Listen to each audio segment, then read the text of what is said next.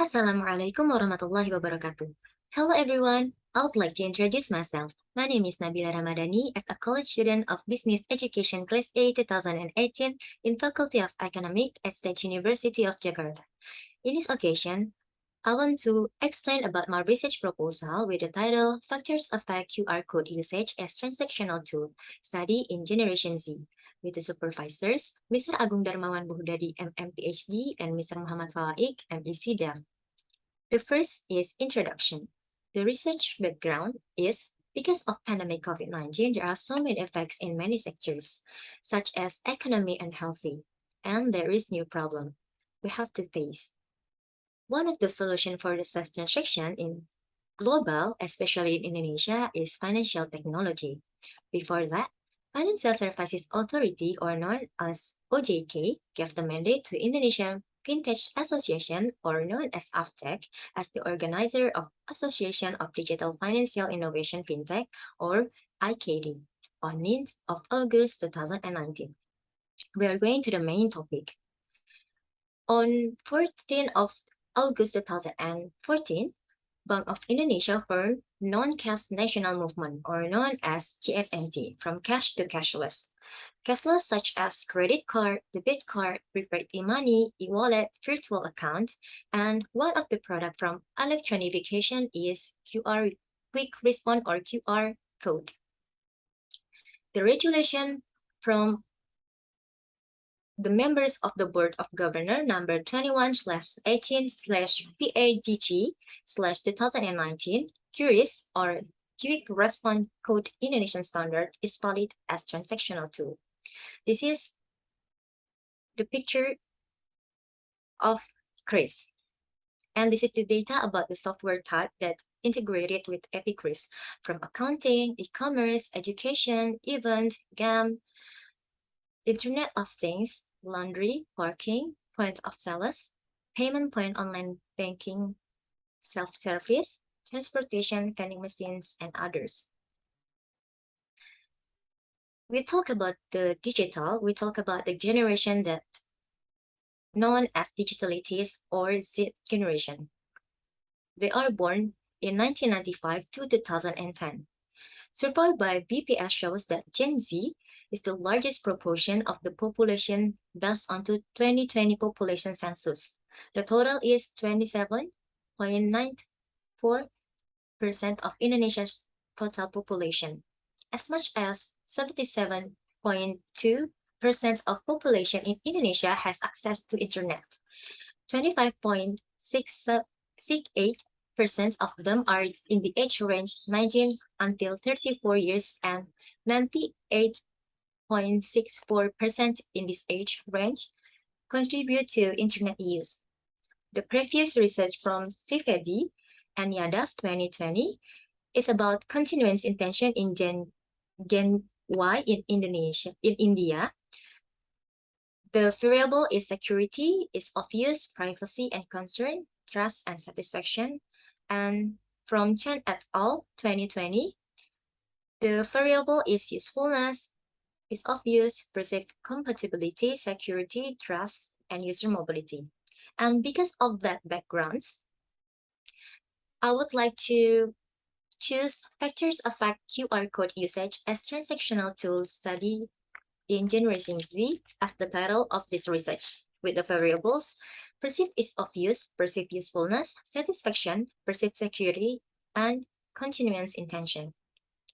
So the question of this research is, does perceived is obvious affect perceived usefulness? Does perceived usefulness affect satisfaction? Does perceived is obvious affect satisfaction? Does perceived security affect continuance intention? Does perceived usefulness affect continuance intention?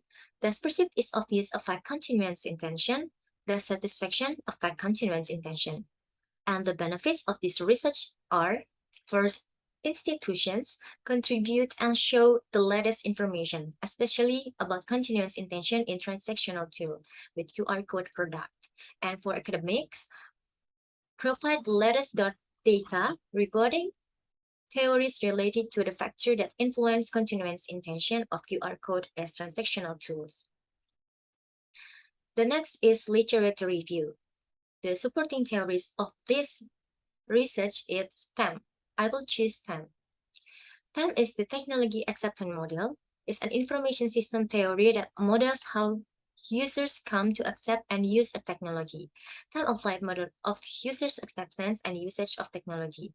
There are two main variables. There is perceived ease of use and perceived usefulness. Bhattacharya 2001 defined information system continuance intention as an individual's intention to continue using an information system, in contrast to initial use or acceptance.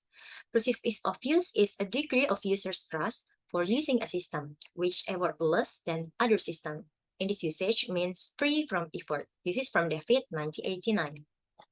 Berkey and Wallace 2007 defined perceived usefulness as a factor to measure that the system's effectiveness and usefulness. One of the benefits is it takes few times to know the measurement result. Balfour et al. 2020 in his research found out that perceived security is one of the actual action from applications provider to secure users' information privacy from any kind of security error which possessed by a system. Ye 1990, through his book, defines satisfaction as a habit from transactions results or something that can be felt from consumer because of the interaction they've done. So the framework theories is research from Nordin et al. 2019 to 120 students in Palu. The result is perceived ease of use and perceived usefulness affect satisfaction. Research from Lee and Kim 2020 in South Korea to 351 valid respondents as mBanking's user. Now that ease of use, usefulness, and security are effects to continuance intention. Purba et al. 2020 did research to 382 e-wallet users and had intention to reuse the e-wallet. The result is perceived ease of use and perceived usefulness had effect to satisfaction, and perceived ease of use, perceived usefulness, and satisfaction had effect to continuance intention. Dominic et al. 2022 did research in Medan to 140 e-wallet users. The result is usefulness had effect to satisfaction, and usefulness and satisfaction had effect to continuance intention. So this is the research model of mine. With the hypothesis, perceived ease of use affects perceived usefulness positively and significantly. Perceived usefulness affects satisfaction positively and significantly. Perceived use of use affects satisfaction positively and significantly. Perceived security affects perceived usefulness positively and significantly. Perceived usefulness affects continuance intention positively and significantly. Perceived ease of use affects continuance intention positively and significantly, and satisfaction affects continuance intention positively and significantly. The third is research methods. The research time is from November to December 2022. It is 1 month and 15 days. The research place in Jakarta, Bogor, Depok, Tangerang, and Bekasi. The data collection is primary data via online questionnaire. The population is Z generation, but the range is from 17 until 27 years old. The sample is 200 respondents. This is from Hare et al. 2019.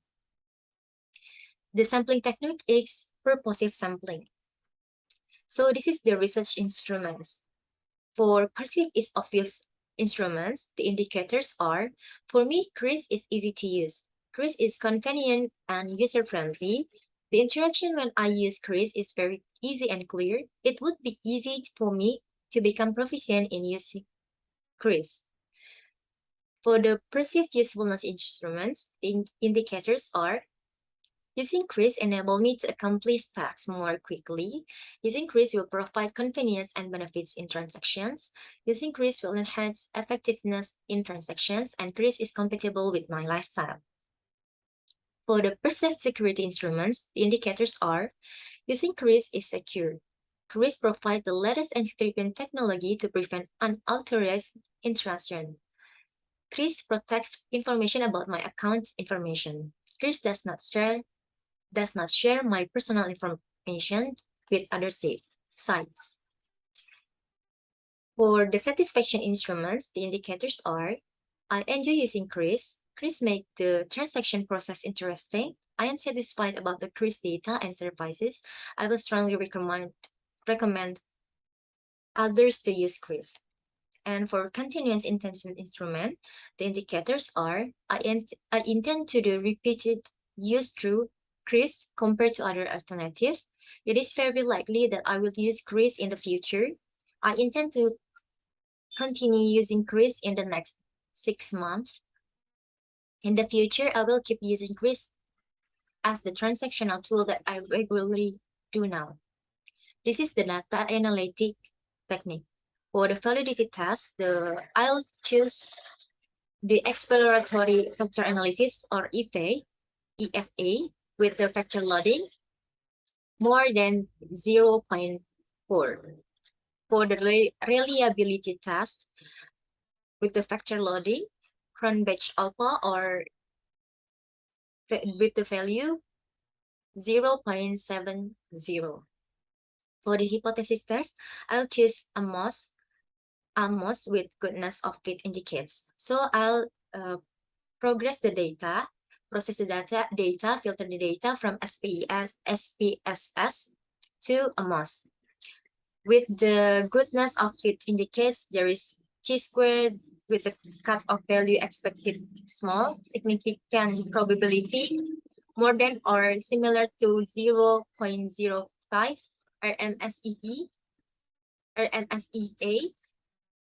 less than or similar to 0.08, GFI, more than or similar to 0.90, AGFI, more than or similar to 0.90, CMIN or DF, less than or similar to 2.00, TLI, more than 0.95, CFI, more than or similar to 0.95.